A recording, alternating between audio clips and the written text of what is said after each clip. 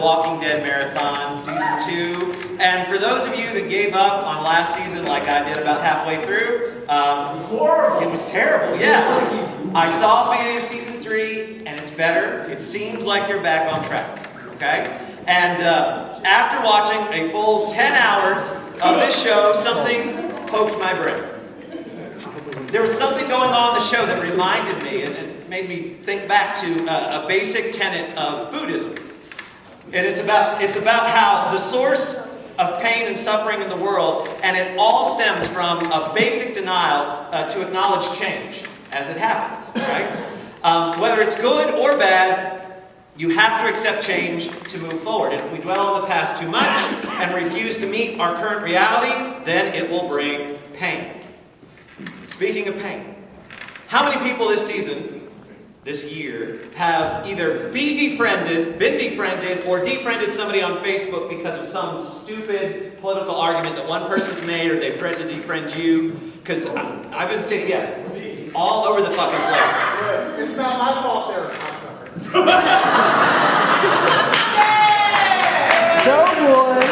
So, my brother, he posted something a couple of weeks ago. My brother Eric posted something right after the vice presidential debate. And a former youth leader of his posted a response. Church.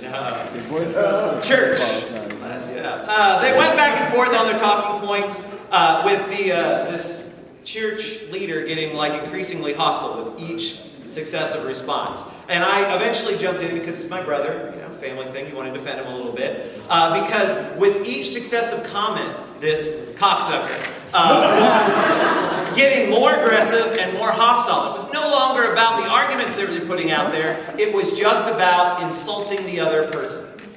Alright? This guy and I even went back on a couple of issues, abortion being one of them.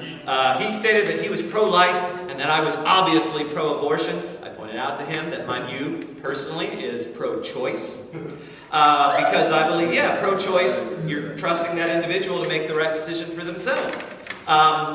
And not entrusting that decision to be put in the hands of any authority of government in any regard. So I'm pro-choice. Alright?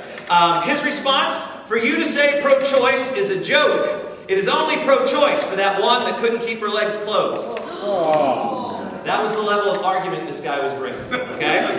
And so over the course of our discussion, his statements and character attacks on my brother just became increasingly absurd. And basically rested on the premise that my brother must be some kind of feeble-minded idiot because he didn't share the same political beliefs as this cocksucker. Alright? It was just disagreement over ideology. Any stance my brother and I took automatically made us a moron or ignorant in his view, but I did keep my comments classy, and I never resorted to the name calling, that he did. I will do it here, because there's no shame.